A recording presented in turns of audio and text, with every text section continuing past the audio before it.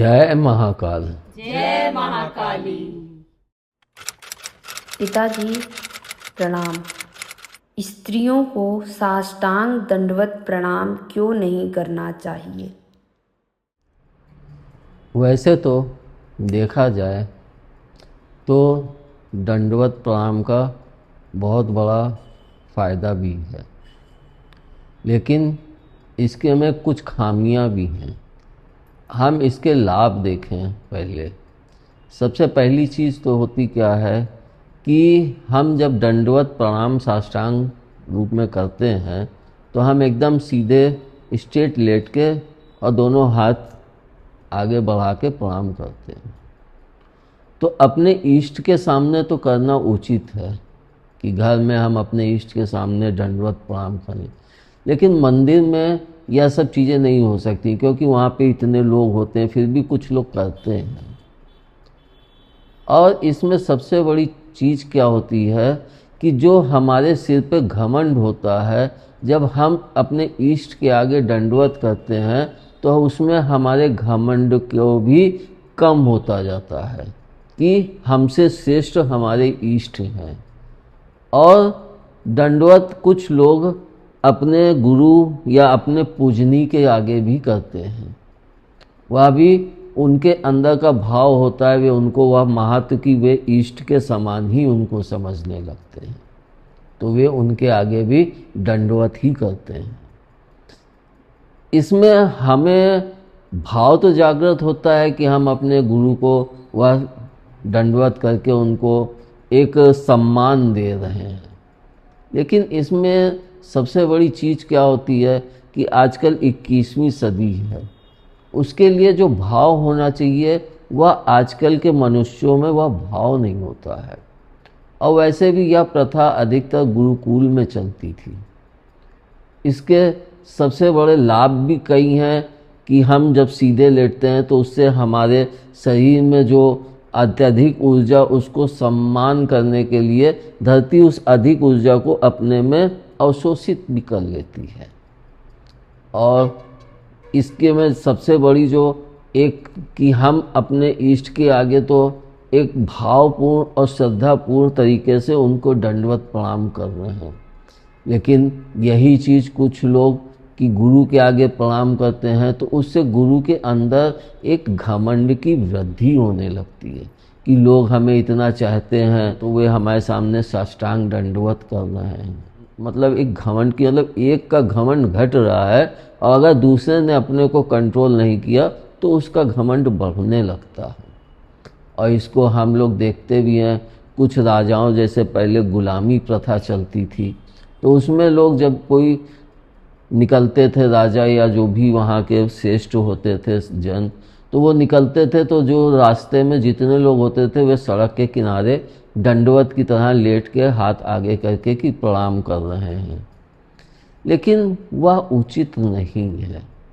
हमारे इष्ट ने भी कभी दंडवत को महत्व नहीं दिया है। उन्होंने हमेशा सिर्फ यही कहते थे कि हमारा सब कुछ मतलब हेड ऑफिस हमारा शीश है। अगर वह झुक गया, हमने यूँ हाथ जोड़ के और प्रणाम की मुद्रा में सर को ही थोड़ा सा झुका दिया, तो जब हमारा हेड ऑफिस ही झुक गया तो फिर हम पूरे शरीर को अगर लेटा के भी प्रणाम करेंगे तो उसका कोई महत्व नहीं है।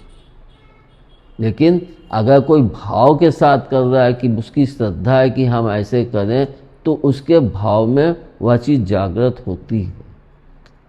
और मैं भी इसको उचित नहीं मानता हूँ। इसके लिए जो भाव चाहिए वह हम मनुष्यों में अब नहीं है। और सबसे बड़ी चीज़ क्या होती है कि हम किसी को लेट के और अगर प्रणाम कराते हैं तो उससे भी एक गुलामी की प्रथा को ही बढ़ावा दिया जाता है। इसका एक उदाहरण मेरा भी है कि मैं जब शुरू में आगे साधना में बढ़ रहा था तो एक ने प्रणाम करना आरंभ किया दंडवत करके, तो जो भी बच्चे थे वे दंडवत करके प्रणाम करते थे। तो मेरे को भी कि एक लगता है कि हाँ चलो बच्चों के अंदर भाव है, श्रद्धा है, वे दंडवत की तरह प्रणाम कर रहे हैं, साष्टांग दंडवत कर रहे हैं, तो एक अच्छा ही अनुभव भी होता था। एक दिन मुझे अंदर से हुआ कि ये क्या कर रहे हो, ये तो तुम इन लोगों को गुलाम बना रहे हो।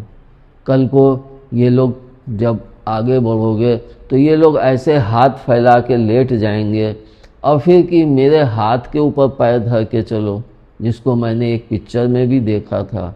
तो फिर उसमें क्या होगा कि उनके अंदर भाव नहीं है, सिर्फ आपके एक लगाव को अपनी तरफ आकर्षित करने का ही उनका प्रयास होता है, लेकिन वह भाव नहीं होता है।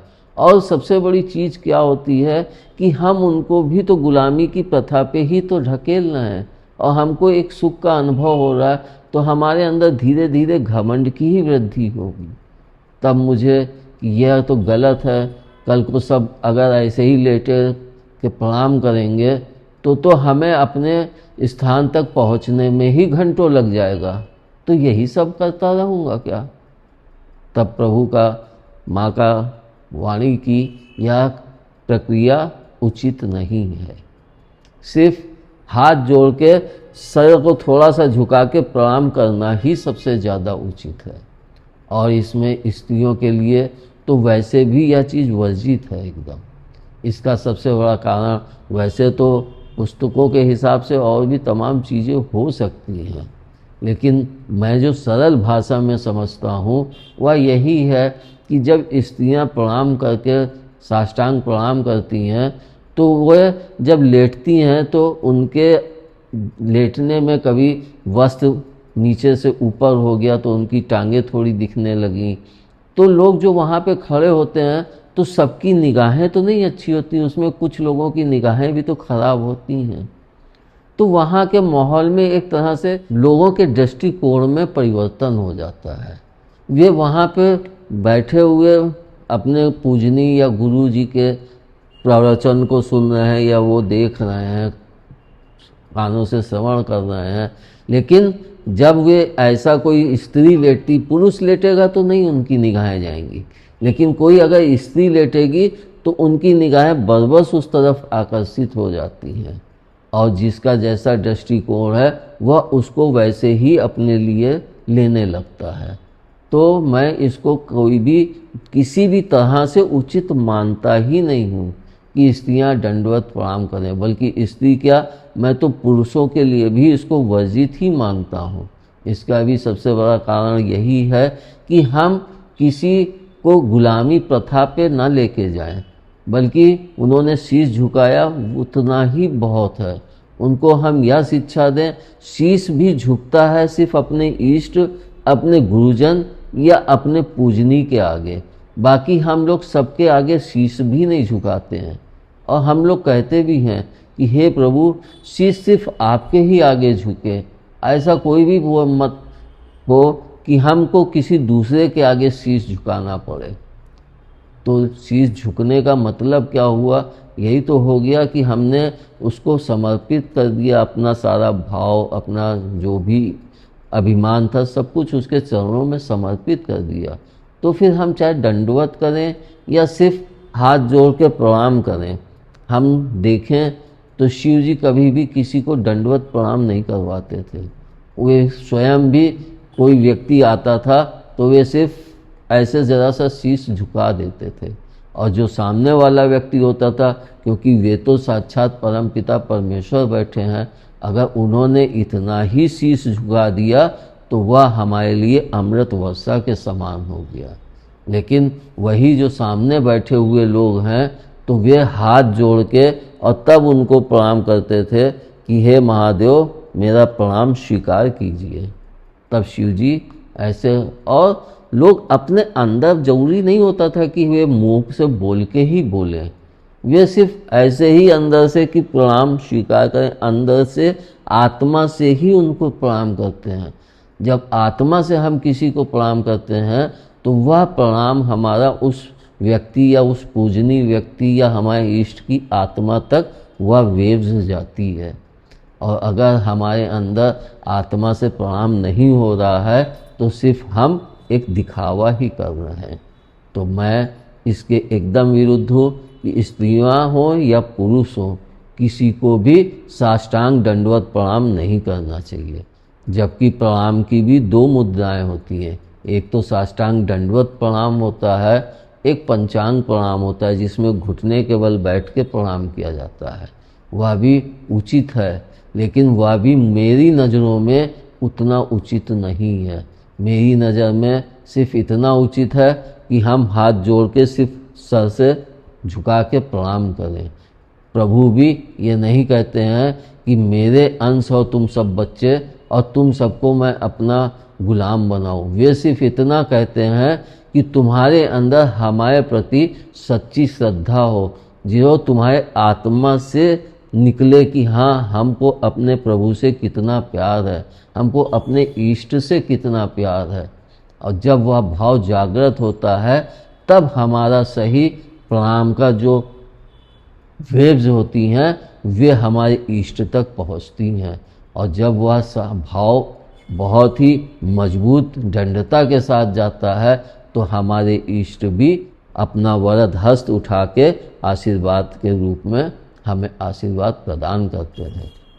अब वहाँ पे भी अगर हम देखें तो हम इष्ट का हाथ तो नहीं देख रहे हैं, वे तो मूर्ति हैं, या आप ध्यान में बैठ के अपने इष्ट का ध्यान कर रहे हैं, लेकिन उनका आशीर्वाद जब होता है तो वो आपको अनुभव होगा, लेकिन आप उसका शब्दों में कभी भी वर्णन नहीं कर सकते हैं। हम बहुत सी चीज़ें जो अनुभव होती हैं उनको शब्दों में ढालना बहुत कठिन होता है, लेकिन जिस व्यक्ति को अनुभव होता है वह ही उस अनुभव को सही ढंग से समझ पाता है। दूसरा व्यक्ति उस अनुभव को नहीं समझ सकता है। इसको भी अगर हम एक उदाहरण के रूप में देखें तो किसी व्यक्ति के पेट में पीड़ा हो रही है तो उस पीड़ा का अनुभव सिर्फ वही व्यक्ति कर सकता है, दूसरे व्यक्ति को उस पीड़ा का अनुभव नहीं होता है। उसी तरह से जब हमें प्रभु का आशीर्वाद या हमारे इष्ट का आशीर्वाद या हमारे पूजनी का आशीर्वाद प्राप्त होता है तो वह लोगों को दिखता है कि हमारी ऊंचाई बढ़ती है, हमारी ख्याति बढ़ती है, तो लोगों को वो सब दिखता है। लेकिन वह जो उनका आशीर्वाद किरणों के रूप में हमें प्राप्त हो रहा है वह उनको नहीं दिखेगा, ना वह उसको अनुभव कर सकेंगे। वह अनुभव सिर्फ वही व्यक्ति कर सकता है जो प्रभु के पूरे भाव से प्रणाम कर रहा है और उनके आशीर्वाद का अनुभव उसको प्राप्त हो रहा है। जब उसके आशीर्वाद का अनुभव उन्हें प्राप्त होता है तो शरीर भी रोमांचित हो जाता है, जिसको हम लोग कभी कभी देखते भी हैं कि हम जब रो के प्रभु के आगे कोई अपनी वेदना को प्रकट करते हैं और फिर कुछ ऐसा होता है तो हम रोमांचित हो जाते हैं, रोना भूल के सब दुख भी भूल जाते हैं। तो यह तो उनका आशीर्वाद ही है कि हम रो के उनके सामने अपनी वेदना प्रकट कर रहे हैं और उन्होंने कुछ दिखा के या कुछ सुना के या कुछ अंदर से ही जागृत करके अनुभव करा दिया तो हमारी एक भावना में ही परिवर्तन हो जाता है और हम रोना छोड़ के कि प्रभु ने देखो कितने अच्छे से मेरे को जरा सी वाणी में यह सुनाई दिया और मेरा सब दुख दूर हो गया। तो अनुभव व्यक्ति वही कर सकता है जो उस इष्ट को पूज रहा है, दूसरा व्यक्ति उसका अनुभव नहीं कर सकता है। तो आप लोग दंडवत प्रणाम साष्टांग ये सब मत कीजिए, सिर्फ आप हाथ जोड़ के थोड़ा सा शीश झुका के प्रणाम कर देंगे उतना ही उचित भी है और बहुत काफ़ी भी है। इससे ज़्यादा करना मेरी नज़र में उचित नहीं है। धन्यवाद। जय महाकाल। जय महाकाली।